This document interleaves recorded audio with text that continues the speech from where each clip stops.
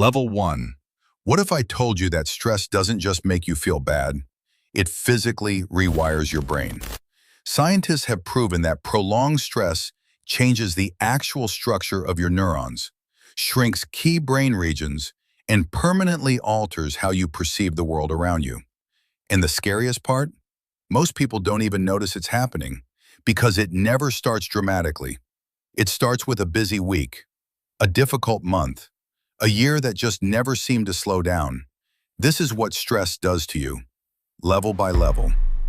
Level 1, the motivated worker. A little stress is actually good for you.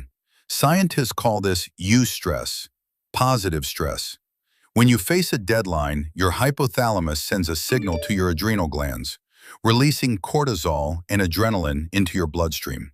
Your heart beats faster, blood flows to your muscles, your focus sharpens to a razor's edge. Your brain releases dopamine, the molecule of motivation. You feel driven, productive, unstoppable. This is stress working exactly as evolution intended. 200,000 years of survival programming, pushing you to perform when it matters most. At this level, stress is your ally. The problem is, most people don't stay here. Level 2. Level 2, the exhausted employee. The deadlines don't stop. The messages keep coming. And now your cortisol stays elevated far longer than it should. Your body was designed to activate the stress response in short bursts. Run from the predator, then recover. But modern life doesn't work that way. There is no predator to outrun. There is only the next meeting, the next problem, the next thing. And so your nervous system stays locked in high alert. Your sleep starts to suffer. Cortisol and melatonin are enemies, and cortisol is winning. You're tired at night, but your mind won't stop. You wake up already tense. You need coffee just to feel human. You tell yourself this is temporary. It is not temporary. Level 3. Level 3, the short-tempered person. Something has shifted. You can feel it, but you can't explain it. Small things are setting you off in ways they never used to. Someone takes too long at the checkout. A colleague interrupts you. Your phone dies at the wrong moment. And suddenly, you're flooded with a wave of irritation that feels completely disproportionate to what just happened. Here's why. Chronic stress has begun physically changing your amygdala, the almond-shaped structure in your brain that processes threats and triggers emotional reactions.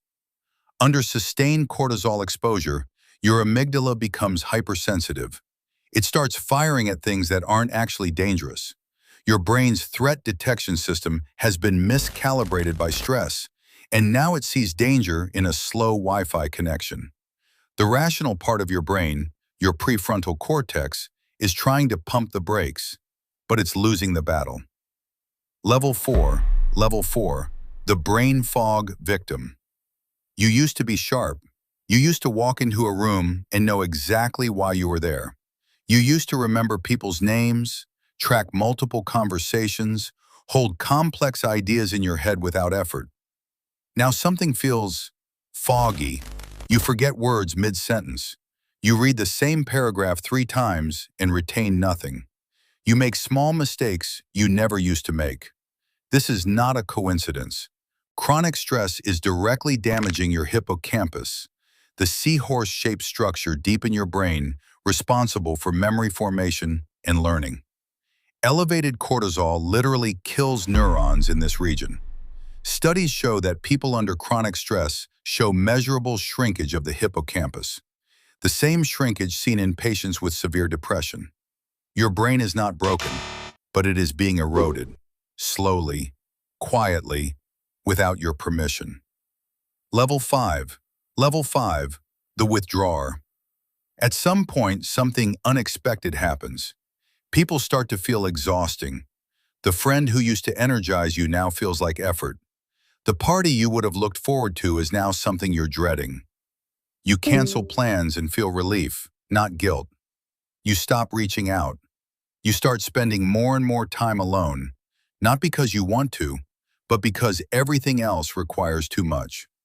Your nervous system is so chronically activated that even positive social interaction feels like one more demand on a system that has nothing left to give. And so you retreat, you scroll, you watch, you consume, anything that asks nothing of you. Research shows this withdrawal is not weakness. It is your exhausted brain trying to protect itself. But isolation has a dark side, because humans are wired for connection, and without it, the stress only deepens. Level 6. Level 6. The physical wreck. By now, stress has escaped the boundaries of your mind. It has colonized your body. You get sick more often because cortisol suppresses your immune system, leaving you vulnerable to every virus that passes by. Your digestion is off. Your stomach hurts in ways doctors struggle to explain. Your muscles are permanently tense. Your shoulders, your jaw, your lower back carrying weight that has no physical source. Your heart is working harder than it should. Your blood pressure is creeping upward. Chronic stress contributes to the formation of arterial plaque, increasing your risk of heart disease. Your body has been running an emergency program for so long that the emergency has become the default. And the worst part? You've adapted. You've forgotten what it felt like to not feel like this. Level 7. Level 7. The rewired brain. This is where the science becomes genuinely alarming. Because at this stage, stress is no longer just a response to your life. It has become the architecture of your brain. Brain imaging studies show that chronic stress physically shrinks the prefrontal cortex, the region responsible for rational thinking, impulse control, planning, and emotional regulation. At the same time, the amygdala grows larger and more reactive. The neural pathways between these two regions shift, so that fear and threat responses become faster, stronger, and harder to override. Your brain has been rewired by stress to see the world as a dangerous place, not because the world is more dangerous, but because your threat detection system has been permanently recalibrated. And here is the most chilling part. This rewired brain then generates more stress, more cortisol, more amygdala activation. It becomes a self-reinforcing loop, a brain that is now biologically predisposed to suffer. But this is not where the story ends, because the same science that reveals how stress destroys the brain also reveals something extraordinary. The brain can heal. Neuroplasticity, the brain's ability to rewire itself, works in both directions.